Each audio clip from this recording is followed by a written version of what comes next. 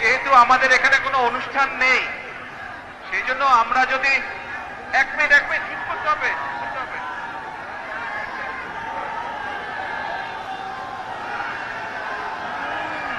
আমরা যদি এখন এই রাস্তাটা বন্ধ করে রাখি তাহলে সাধারণ মানুষের চলাফলের অসুবিধা হবে।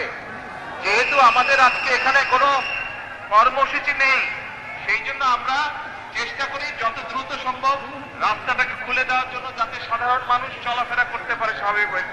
ইনশাল্লাহ আপনাদের সাথে কর্মসূচি যখন দিব, ইনশাল্লাহ আপনাদের সামনে তখন বক্তব্য রাখবো। সকলে দোয়া করবেন, ইনশাল্লাহ আমিও দোয়া করি সকলে ভালো থাকেন। আর একটি কথা, আমাদের যার যতটুকু অবস্থান আছে সেখান থেকে আসুন, আমরা আমাদের দেশটাকে নতুন করে গড়ে তোলার চেষ্টা করি।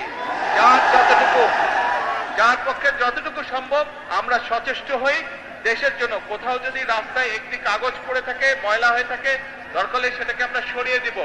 এভাবে ছোট ছোট করে কাজ করার মাধ্যমে আমরা দেশটাকে গড়ে তুলে আসুন।